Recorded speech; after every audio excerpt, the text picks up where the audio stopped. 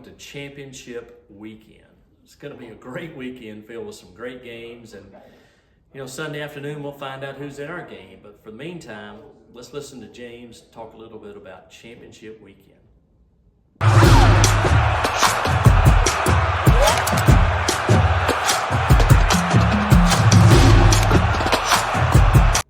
What's going on, world? It's your boy Big Game James _36, and I'm here with Greg McGarity, and this is the TaxSlayer Gator Bowl Drive to Selection Show presented by Toyota. Each and every week, we come to you, talk about the previous weekend and what's going on ahead for the college football season and how it affects the TaxSlayer Gator Bowl played here December 29th at noon at Jacksonville, Florida. This past weekend, holiday season's kicked off. Football season is starting to slowly come to an end. And much like Thanksgiving dinner, a lot of rivalries, a lot of family feuds, a lot of things came on. It was actually, for what I thought would be not as exciting because some of the rivalries are lopsided, it actually turned out to be a pretty good weekend for college football. Wow. It really was. I mean, some games that came down to the wire and just a full day of activity that was really, really fun to watch. And it's what makes college football so special. It definitely does. I mean, you saw tons of matchups in the ACC and the SEC that have bad blood, bragging rights, a lot of trash talking.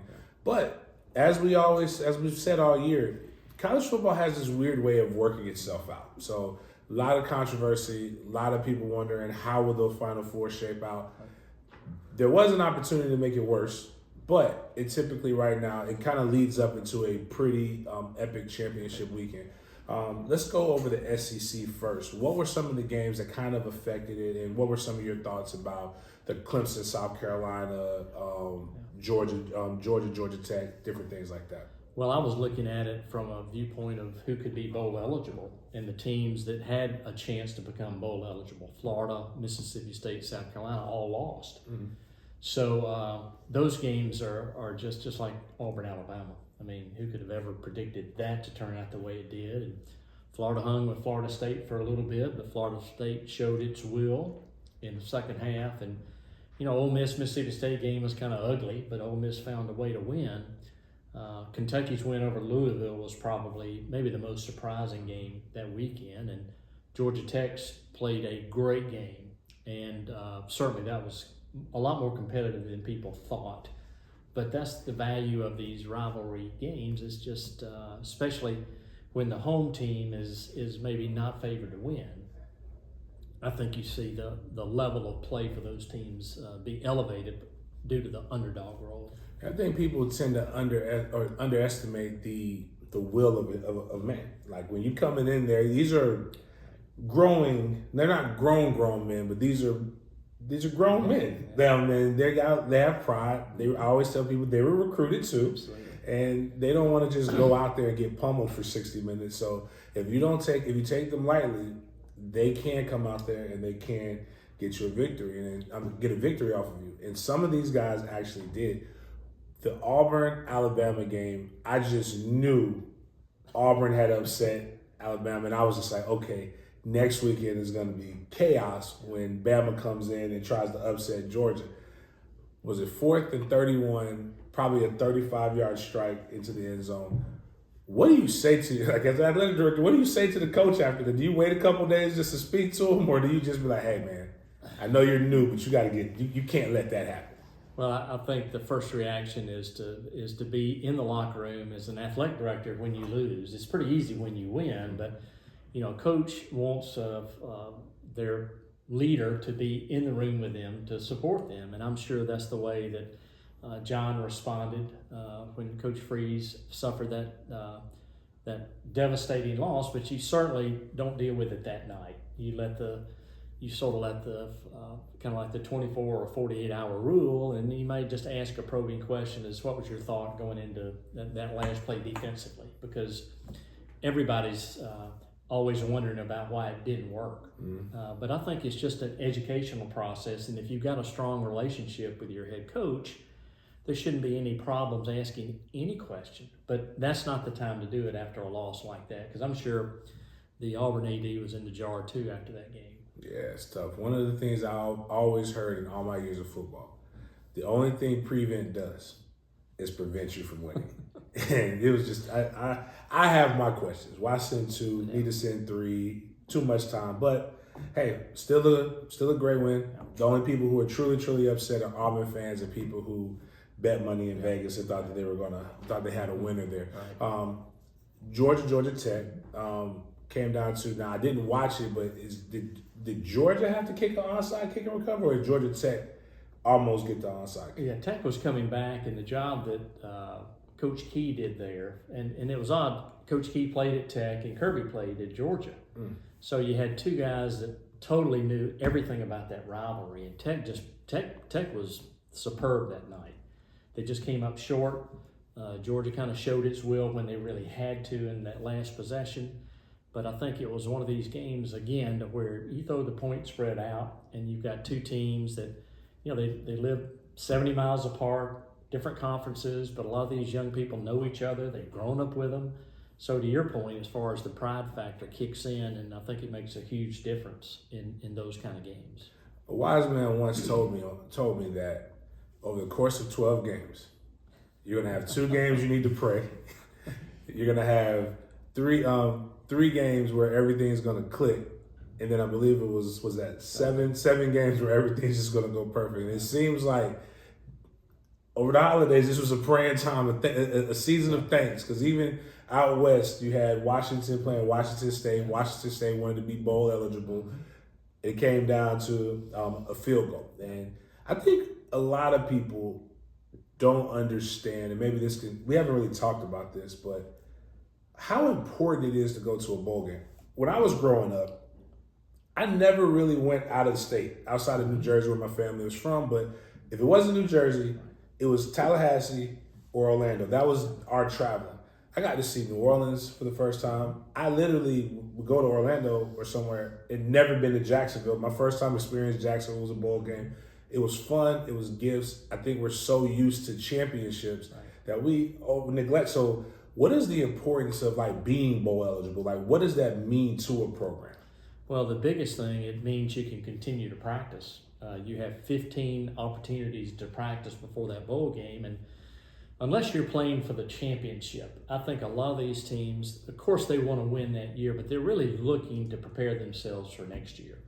So this is fixed 15 extra days that the coaches get to have tape on these young people that have to emerge next year, whether it's a quarterback that's going to play next year. You have an opportunity to evaluate that, and you really have the ability to evaluate it on game day, when the chips are on the table. So I think that's part of it, but it also creates an activity for these kids to bond, continue their relationships in a wonderful environment. For instance, at our game, they get to hang out for 4 or 5 days at the Omni of the Mee Island or at the Marriott Sawgrass in 2 5-star world-class areas and resorts. And so that's the part of it that I think these kids like the most, is the ability to come, have some fun, continue to play a game they love, and to be able to compete in an NFL stadium. Which I think is really cool. And again, it's easy for fans of big bases to kind of overlook this, but a lot of these guys, it's their first time really traveling, staying at a nice hotel, and you get to eat. And when you're a kid, that's really, and you get cool gifts. I remember one of the first, didn't like the Sugar Bowl too much because they had to fly us. And I got a check for $1.25 because they have to get you home. Right. You got to get to go home. But now when we played the rest of the bowl games in Florida, they figured out some things so we could make a little bit more money. But going to the ACC, obviously, Clemson, South Carolina, we talked about those a little bit. Clemson needed to win so that they can stay in that premium pool. South Carolina needed to win, again, just to be bowl eligible. Yes. Rivalry. Florida State, Florida. Florida needed to win in order to be bowl eligible. Florida State needed to win to be able to continue to be bashed by everybody about how they're not good enough to be in the college football playoff. Talk about those 2 games and how do those kind of affect us here with the Gator Bowl?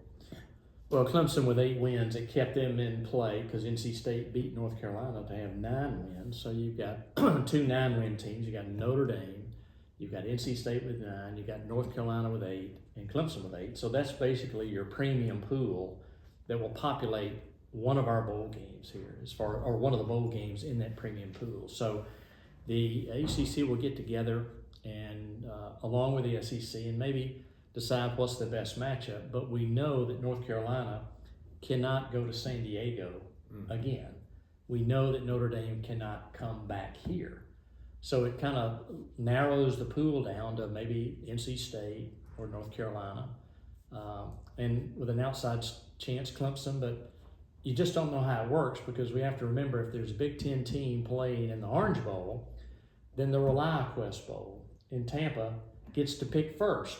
So who would they pick out of those 4 teams? We don't know, but once that pick is made, then you've got to match things together as far as repeat games. For instance, North Carolina State probably could not play Tennessee because they're playing in game 2 next year.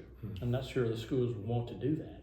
Clemson could not play Tennessee because they played in the Orange Bowl last year. So you've got some dynamics there at play. And on the SEC side, Kentucky can't play in Nashville this year. LSU would be very difficult for them to go back to the Citrus Bowl because they were there last year. So you've got some things at play there that sort of are kind of in the weeds that people may not realize that we're certainly abreast of, and the conferences are too, about possible matchups. So, with a guess, have we narrowed it down to maybe 3 or 4 teams that we could potentially see on the ACC or the SEC side? Yeah, I think it's one of those, North Carolina State, North Carolina, Clemson. On the flip side for the SEC, Tennessee, LSU, Kentucky, in some form or fashion there. So I just think that's the way things are going to play out. And again, we'll have to see what happens this weekend. And we really won't know, have some clarity until midnight, till after the ACC championship game. And then 12 hours later, we'll know at 12 noon on Sunday exactly what's the deal. So a lot of anxious moments here. College football playoff rankings came out Tuesday. Things kind of went back to what they were before. We have, make sure I'm looking at this, Georgia, Michigan, Washington, and Florida State. Ohio State bumped down a couple slots, but again, this weekend you still have Georgia plays Alabama, Florida State plays a ranked Louisville team, Michigan plays a ranked Iowa team, but right. I mean, yeah. So everybody's playing in their respective things. But what are your thoughts on the college football playoff?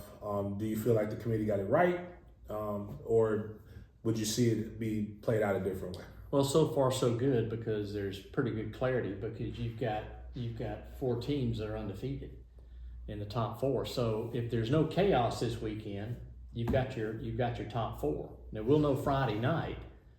Does chaos begin with Oregon beating Washington? I know they're picked to win. But if there's a ton of chaos this week and a lot of upsets, who knows where it's going to end up, because the committee is going to have to select some teams with one loss this year that's going to have to play up into the national championship, into the Final Four. So if there's no chaos, it's pretty much done. But if there's some level of chaos where 2 or 3 teams in the top 4 lose, wow, let's wait and see what happens. But it's really going to be interesting to see how those teams are selected if there's a lot of chaos this weekend. That's why we watch the games. That's the fun. Gator Bowl is pretty much, we're kind of set with those, but the rest of the college football landscape is going to be fun. Again, bowl season is it's the most wonderful time of the year. Holiday season, cold weather, good football. Enjoy it. Also, make sure you get your tickets and make sure you have your arrangements set for December 29th at noon, TaxSlayer Gator Bowl, to make sure whoever the 2 teams we select get support and get a chance to see exactly how Jacksonville is. I'm at Big Game James _36. This is Greg McGarry, and this is the TaxSlayer Gator Bowl Drive to Selection presented by Toyota. We'll see you guys next time.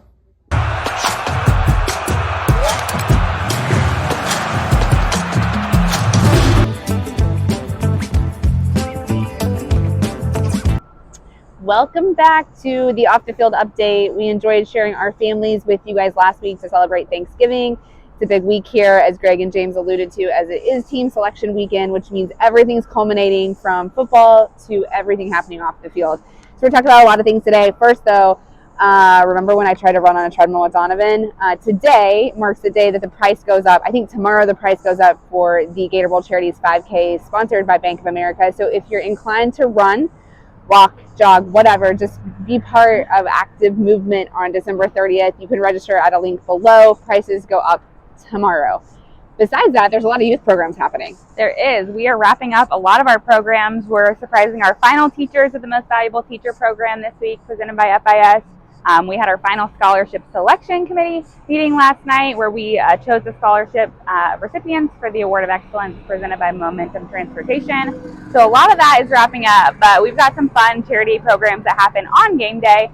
Two in particular, we've talked about them. It is the High School Takeover in partnership with ITG Next, which is a program we bring about 500 local high school student athletes from all across Northeast Florida, Southeast Georgia to the TaxSlayer Gator Bowl. They have a meal pregame and then head into the gates to watch the 79th annual TaxSlayer Gator Bowl.